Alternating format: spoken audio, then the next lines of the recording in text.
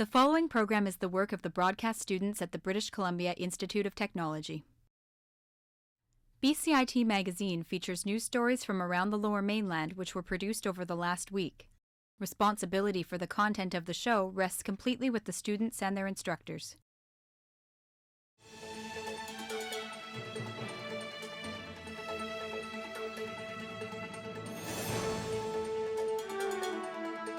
Today on BCIT magazine, find out why thousands are signing a petition to get rid of tax on feminine products. Parents of active kids will be getting some money back from the government. And a local musician uses rhymes to help kids who are hard of hearing.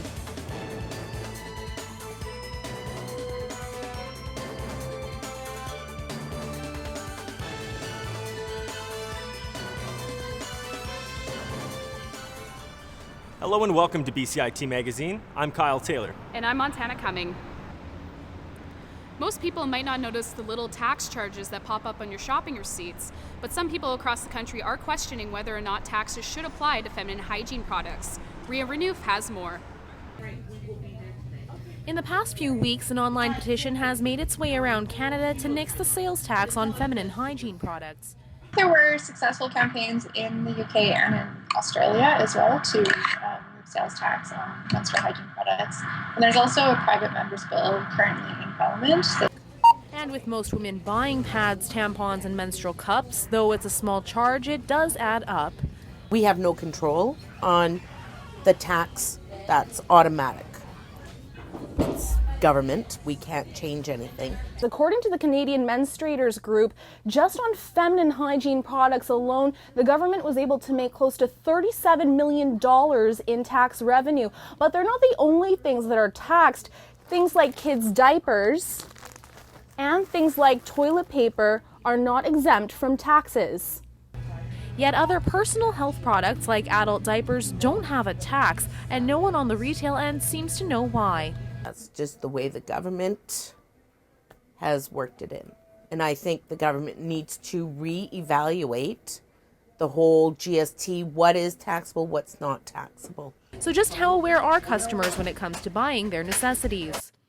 For something like a toilet paper, it's key because it's not pricey, the cost is not high. Diaper is something that I think definitely it should be one tax. It's like kids' clothing. We do like the idea of opening up some discussion of tax law. For now, the idea of chasing other taxes will just have to sit on the shelves. Ria Renouf in Vancouver for BCIT Magazine. Joining us now with an update on this story is Ria Renouf.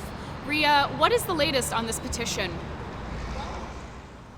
Well, Montana, the last time I checked the petition online, they were sitting at about 36,000 signatures, which is way more than the 24,000 they originally wanted. I think the big concern here for the group is that the bill that's currently sitting, it's a private member's bill, and it's at the legislature in Ontario. The big thing here is that that bill goes through before Parliament ends, so they're hoping that they'll have a chance to look at the bill and to pass it, but for now we're just waiting until Parliament ends to hear whether or not it's a yes or no from the government. Montana?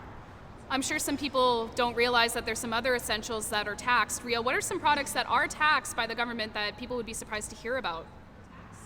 Yeah, actually, we had the chance to go online and do some research. Interestingly enough, there are some items that we didn't have a chance to cover in the story. One of them is toothpaste and toothbrushes, and I mean, for those of us who visit the dentist, we're often told that brushing and flossing, floss is another one that actually does have a tax. We're often told that we need to make sure that we're brushing and flossing for optimal oral health, but I guess those things have a tax on them as well, and I mean, it really comes down to the question of what is considered a staple for survival. So in the case of food, milk, bread, and eggs don't actually have any kind of tax applied to them. So the question is here, once again, what is considered a staple? Now, in the situation that involves tampons and pads, things like that, we'll hopefully have an answer from the government soon enough. Back to you. Over the long weekend, Vancouverites took part in a variety of different activities, many with their families. As Montana Cumming reports, it may pay to get your kids involved in recreation. You would expect lineups like this for skate rentals during the holidays, not in early February. But crowds packed Robson Square on Monday to celebrate BC's third annual Family Day. Kids and grown-ups alike enjoyed bonding time skating for free together with free hot chocolate to finish the day off. Rink manager Maria Malushka Majblat says Family Day keeps getting busier with each passing year, but the excitement doesn't wear off. The day is going great in spite of the very ugly weather and the rain. We have lots of families with small kids. Family is really very important in a society. Like now, many families break up and kids grow up without the parents, but I think that for the healthy society, the healthy family is basic thing, and it's very, very important. This year's Family Day also coincides with the first day of Canada's tax season. Minister of National Revenue Carrie Lynn Finley took the opportunity to address a crowd regarding the federal government's new children's fitness tax credit. But with the new family tax plan introduced by Prime Minister Harper in October, this tax season will see money return to the pockets of Canadian families where it belongs. This year will be the first where up to $1,000 can be claimed, and the first time the credit will be refundable. Refunds are available for each child under 16 that partakes in an activity or sport, or under 18 for the disability amount. According to the Canada Revenue Agency, to be eligible, the activity must be ongoing at least 8 consecutive weeks or 5 consecutive days for children's camps, be supervised, be suitable for children, and require significant physical activity. Montana Cumming in Vancouver for BCIT Magazine. A local musician loves when his son Carter listens to music, but sometimes he can't hear his dad. The BC Children's Hearing and Speech Center helped make that dream a reality. Chris Saka has the story.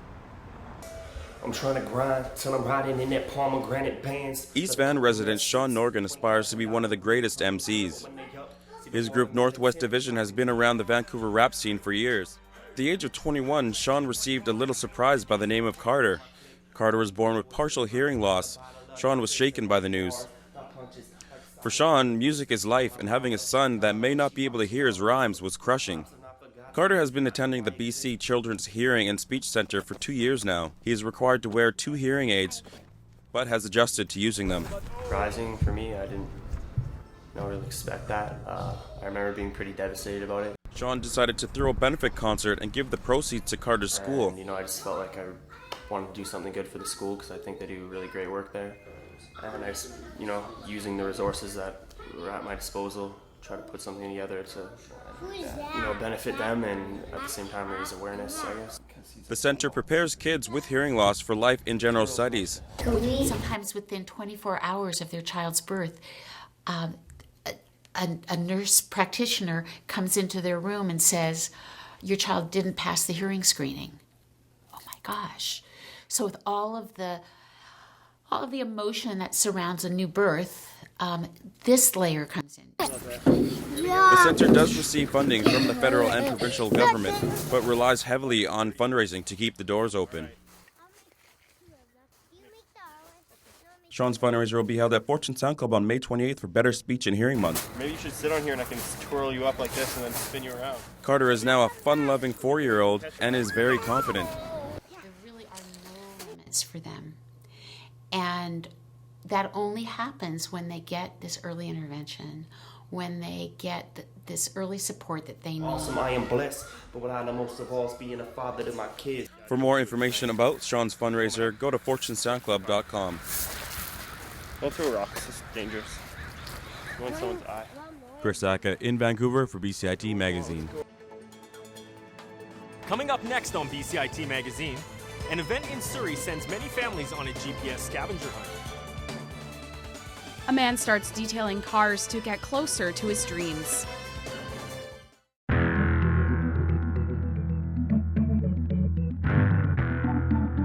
We're the lens through which people gain an understanding of their world, whether it's politics or crime or civic issues. Good morning and welcome to Evolution News. I'm Chantal Koskitsa. Or even environmental stories. We're showing it to people so they can have a better understanding of the world around them. Maybe it makes them more informed when they vote at the ballot box. Maybe it gives them something to talk about at dinner. The language of broadcast is really specific. You have to be able to speak the language or no one takes you seriously. So from a technical standpoint, BCIT teaches you that language. Students want changes to parking prices and access to BCIT's Burnaby campus. And you can't navigate the industry without knowing technical terms. I'm here live at BCIT Burnaby campus, and I'm never bored at all. I'm meeting people and talking with them and telling their stories.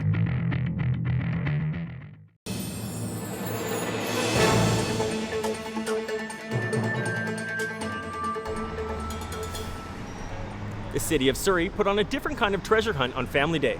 Participants used GPS coordinates to look for hidden containers around Hawthorne Park. Hilary Nguyen has the story. Families gather in Hawthorne Park in Surrey for a fun day of geocaching. The event is held by the city organization Partners in Parks to encourage families to head outdoors and spend time together. Well, geocaching is where people use a GPS unit to walk around and locate caches, which are containers, which are located throughout the park here at Hawthorne Park today. And when they locate them, they write into the container that they've spotted it, and they put it back where it's in place and leave that cache there for others to come by and find as well. Participants are given coordinates and clues to help them find the hidden caches.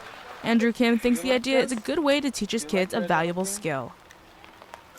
I think it's interesting, and once my kids grow up, they might be able to use GPS by themselves, and I think it's gonna be fun for them. More parents and children are coming out to the annual event since it first started in 2013. We're finding that each year there's more popularity for it. So we provide it as a program for our overall Parks Partnership program. And we've just seen that the public has responded well to it. And each year there's more participation. And this year we actually have waiting lists for this event. Surrey has roughly 540 geocaches hidden throughout the city, which is just a fraction of the 2 million caches hidden worldwide. Hilary Nguyen in Surrey for BCIT Magazine. Geocaching has gained a lot of attention in other Metro Vancouver cities as well. There's over 920 geocaches in Burnaby alone. And there's also a smartphone app that you can download if you want to start searching. An immigrant armed with a bucket of soap and an eye for detail has grabbed hold of his dreams. Mitchell Sayers explains how one man used his love for fancy cars to make a life in Canada. If you live in Vancouver and own a very expensive car like this Rolls-Royce, chances are this man put his hands all over your ride. The sight of an expensive and dirty car bothered Canadian immigrant Andres Perez so much that it influenced him to come to the rescue. When I arrived here and I started seeing such an amazing cars, but in such a bad condition, that then was when I created a cars just for that reason. He doesn't do it for the money or popularity, and at first had to prove himself by working without reward. Honestly, in the beginning, a lot. You have to do a lot of cars for free because, as I say, it's the best way that the people know you. It's the best way that the people trust you. You are doing $100,000, $200,000, $300,000 car, right? The people has to trust you in order to give you the car. You don't hear much when he's busy at work, unless you ask what he thinks about detailing this $500,000 house on wheels. I love it, I like it, but it's not the car that I will buy it.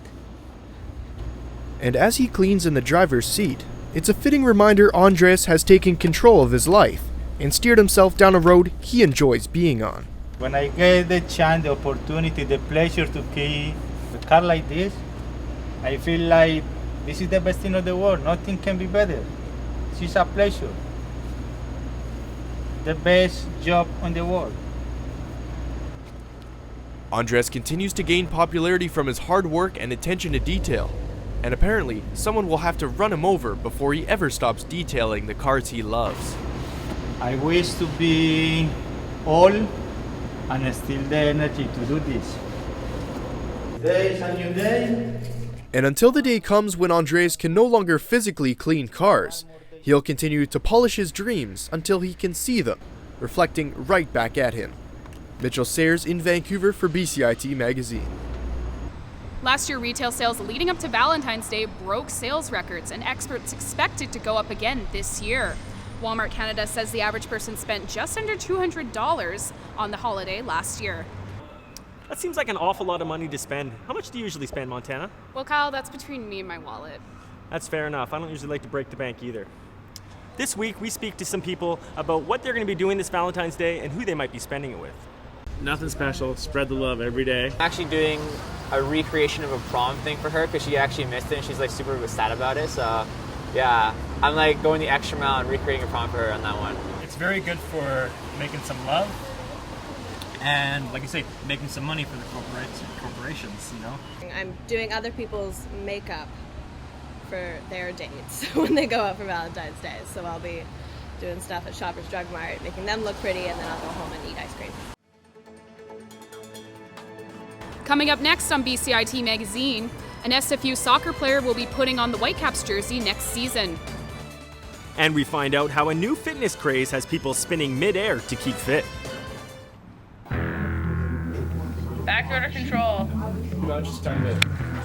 Sorry, say that again? Can you zoom out a tiny bit? It's a quick 2 years. They get you in and they get you out, but you leave with so much more knowledge than you walked in. The BC Hockey League hosted the third annual BCHL Showcase last weekend. The showcase also allows fans to come to the tools you learn are very valuable. You leave with a comprehensive knowledge of many of the programs that are used in everyday workforces around all the newsrooms in Vancouver.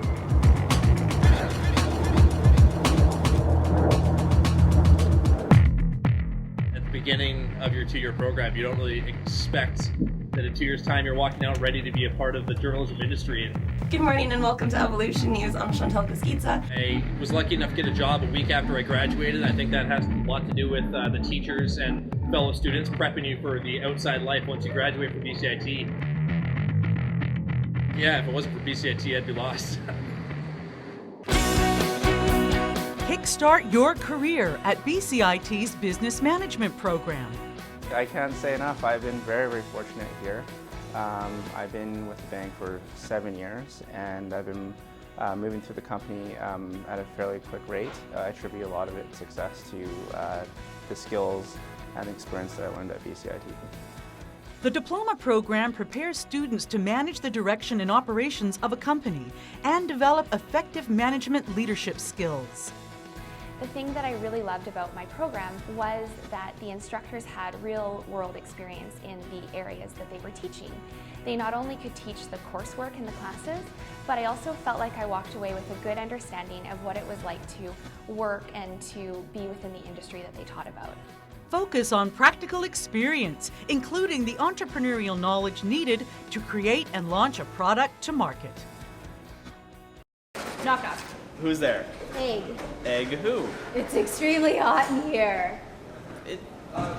We're outdoors. Are you guys ready for a joke? Knock knock. Who's there? Boo. Who? Boo, don't cry. It's only a joke. Okay. Knock knock. Who's there? Honeydew. Honeydew who? Honey, do you love me? It's Valentine's Day. Happy Valentine's Day to you, too. You guys want to hear a joke? Sure. Knock, knock. Who's there? A pencil. A pencil who? Never mind, it's pointless. No? Not funny? Knock, knock. Who's there? Eggs. Eggs who? It's extremely hot in here. That's it? Yeah, it was funny. That wasn't funny. That was terrible. You're supposed to laugh. That was terrible. If you want to see some real comedians on stage, check out the Northwest Comedy Festival running at various locations through February 21st. And for all you history buffs out there, watch the last night of Dr. Martin Luther King Jr.'s life on the Granville Island stage running through March. Ever wonder how gymnasts do those tricks in the middle of the air? Well, our reporter Azzy Kajuri went to an aerial gymnastics lesson to find out. Hi, I'm Azzy Kudri and we're here at Vancouver Circus School, and I'm here with Michael and he'll show me some moves and how to silk dance. Awesome. Nice to meet you, Izzy. How are you? Good, thank you. Good, How are good. you? Nice, good. I'm good. So these are our aerial silks. I'm going to show you a couple basic skills today that are pretty achievable for most people, and they're really fun as well. We'll start with cocoon. Okay. So reach around this one. So take this arm, around the outside. Perfect. open it up. Like so. Yeah, and now put your foot into the bottom and twist your back into it as well. And sometimes that'll happen. There you go. So keep leaning against the back silk to keep it open, and then open your front silk up as well. Okay, perfect. One foot in, push out nice and hard, and then slide down. Perfect. Another foot in. Nice, just like so. And then if you want to spin, just hold on nice and tight to the front edge for me, and we'll give you a nice big spin. Here we go. This next skill is called a plank pose. It's called a plank pose because the ideal is to make your body nice and flat between the two silks, like a plank of wood would be. Yep, so you want to start off standing. Like this. Okay. Now, yeah, one silk behind your back. Re-grab that silk with your thumb. Perfect. Push the front silk out. Using one foot with your toes facing the outside, push out and reach back with your hand. Slide down the silk. Other foot on top, head to one side of the silk, push up with the hips, out with the legs. Perfect. Wow, it's relaxing. This is a really great skill. It looks fantastic and it's not overly difficult to achieve. Thank you, Michael. Thank you so much. Nice meeting you. I'm Azzy Kujuri in New Westminster for BCIT magazine. A local soccer player has been selected to play for the Vancouver Whitecaps. He's the first Canadian student to be selected in this year's MLS draft. Mac Dalglish has the latest. These feet are fast, but they're worth following. Jovan Blagojevic became the first soccer player from a Canadian university to be drafted by an MLS team this year. The Coquitlam native was eligible to be drafted into the MLS as Simon Fraser is the only non-American school in the NCAA. It's amazing. I wrote history, I guess, so I didn't even know what, that wasn't the first thing that clicked to my mind. I guess after when I started reading in the tabloids and all this stuff in the newspapers saying, oh, you know, first Canadian, I was like, whoa, this actually is, I'm the first guy ever drafted, so I guess I'll be in history as that first guy. Blagojevic was named Conference Player of the Year during his final season at SFU, and it was a wild ride on draft day. Draft starts at 11, but it was like 11:30 and nothing was showing up, so I was a little confused. And next thing I know, I just get a bunch of texts. Congrats, congrats, congrats. I was like, what are you people talking about? I have no idea what's going on. The Whitecaps selected the hometown player in the third round and are intrigued by what Blagojevic can bring. You know, what it goes to show is that anyone, even on your doorstep, if they do very well, they'll get a chance, an opportunity, and it's the deserved opportunity that they'll get. The Blagojevic draft pick shines a spotlight on SFU's soccer program. I think it's huge for our Canadian players and for us to recruit extra Canadians because you have to play in the NCAA or the NAI down in the States to be able to get drafted. So for any Canadian player, it obviously makes it that much more exciting and more appealing to come to SFU. Blagojevic hopes he'll be able to transition from local college star to local professional star. Mac Dalglish in Burnaby for BCIT Magazine. Twin teenage brothers from Vancouver Island are making waves in one of the toughest sports around. My co-anchor Kyle Taylor went and met up with them to talk about martial arts. Peter and Paul Lopez are cut from the same cloth. Growing up, the identical twins were in constant competition and needed an outlet for their rambunctious nature. Yeah, we're just really competitive and stuff. Yeah. Pretty much we're just competing against each other, but a healthy competitiveness. As young teenagers, we just we're really aggressive with each other, competitive with each other. So my mom just decided to put us into MMA. And from the first day, they were hooked. Since then, the Lopez brothers have shown a unique dedication to the sport. They showed up about 3 years ago, and we haven't been able to get rid of them for the last 3 years. They just pretty much live here. I have to tell them, okay, guys, you just fought. No, you got to take a week off. Go, leave. No, you're not allowed in here. Individually, the brothers have different strengths, but it's no secret that their biggest asset is their birthright. And that's one of the strengths that they have, is they have each other. They don't miss practice. If one misses practice, the other learns something that the other one didn't. Me and my brother push each other every day, so we always motivate each other. One day when I'm feeling pretty exhausted, he's like, no, you can push. Making his MMA debut representing Island MMA in Victoria, BC, Peter Lopez. Last month, the brothers made the jump to the big stage and walked away with some newfound confidence. And finishes it with a huge smash. We trained together for this fight. We had the same training camp. It's great. It's a good feeling overall. Announcing my name, the cameras, it was just it's a whole different experience, this adrenaline like no other. just pretty neat experience. When that cage door locked, they're still boys, you know, they just turned 19 and both of them were fighting men, and it was kind of like a surreal situation, and I could see how much they loved it, so it was a really great situation to be involved with. And although they're only a few wins into their MMA careers, the Lopez brothers represent the next generation of mixed martial arts on the island. Kyle Taylor in Victoria for BCIT Magazine. If you have any questions or comments regarding this program, please visit us online at bcit-broadcast.com or at bcitbroadcastnews.ca. I'm Kyle Taylor. And I'm Montana Cumming. We now leave you with more aerial gymnastics at the Vancouver Circus School in New Westminster.